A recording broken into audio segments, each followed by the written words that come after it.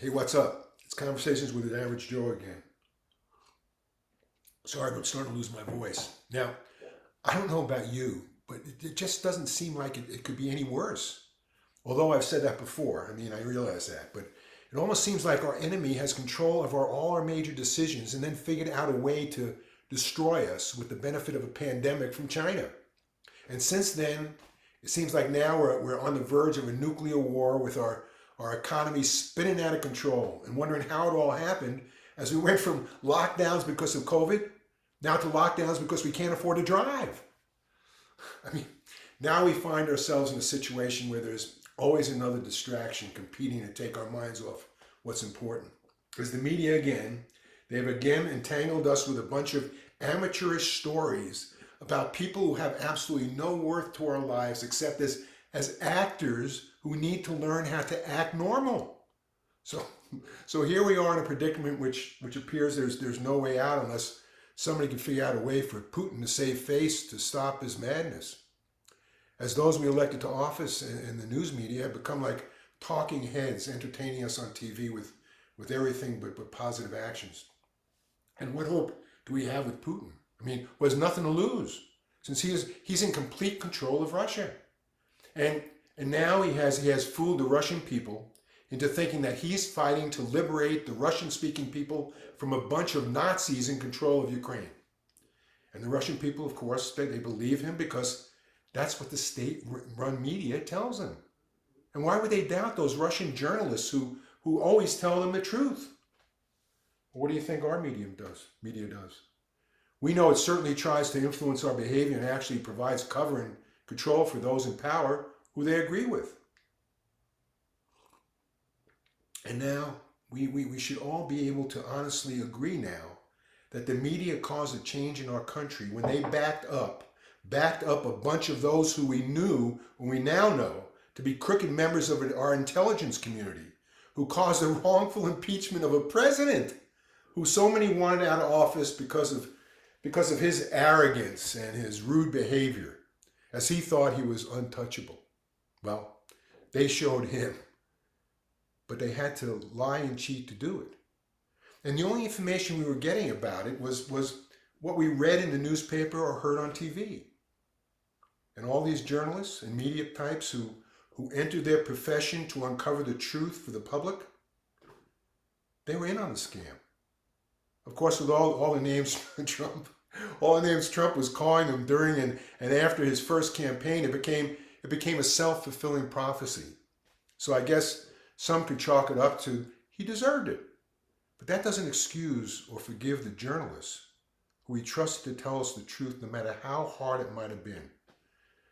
It seemed rather odd that not one member of the mainstream media would break ranks and report the truth. It was a conspiracy of like epic proportions and continues. And even now we're faced with another breakdown in journalistic integrity with this Hunter Biden deal. And that's been going on for some time. Another distraction to take our eye off the ball. But I have some firsthand knowledge of the cover-up that many suggested changed the election and put Joe Biden in as president. As early as 2016, when my play Conversations with an Average Joe began its off-Broadway run, it was an entertaining play about government corruption, naming names, and exposing issues on both sides of the fence. Republican, Democrat, impartial, with the whole thing. And in one segment, the characters in the bar are bantering about how it's all about money and how some of those we elected would sell out our country for $1. And it's true.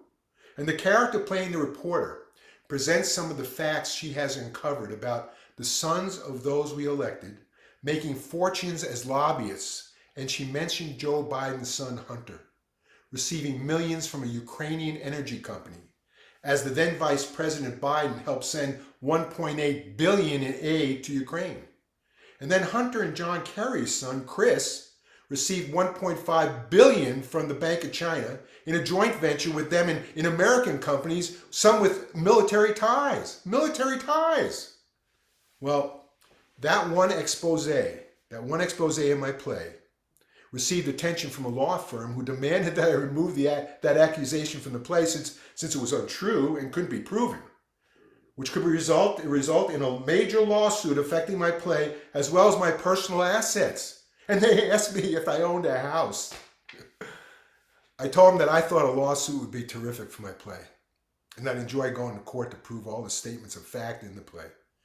Now, while nothing was done about the Biden scenario or other material in the play, I was amazed that during the 2020 primary and general election, as the Hunter Biden info was in the laptop and all this other stuff, was looked upon as made up, even though there were occasions when representatives of major networks would come to see conversations and talk to me about various subjects in the play and how they enjoyed the characters arguing, defending facts that they agreed with their opinions, but never questioning what I was presenting. Nothing, ever.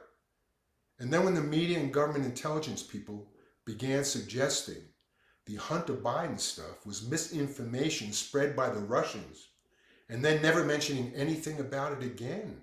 Never anything about it again. It was shut up for a long time, except by the New York Post. I realized that it was a major cover-up. It was then I realized that it was a major cover-up, that by all major media, and including the social media, and the fix was in to make sure that Hunter Biden didn't clutter the minds of those voting in elections. And it seems to be that way ever since. Like the media in Russia, that only tells the government side of the story. And now it's become another distraction, taking our minds off of what could turn out to be a third world war. If they don't figure out a way for Putin to save face, or bring the war to Russia. Although, doesn't it make you wonder why the sudden truth-telling and interest of Hunter Biden by the media, and as unbelievable and unrealistic to accomplish as it might sound, whether someone decided it's time to have all this stuff surface with the intention to attempt to remove President Biden from office. I'm not talking about Republicans. That's probably so far-fetched since you can imagine what it would take to put together such a conspiracy. Oh boy. About another current distraction, the whole thing with Clarence Thomas and his wife's influence. And we've been talking about that since 2016 in Conversations with an Average Joe as well. Just saying. So have a good evening, sleep tight, hopefully I'll see you later. Take care.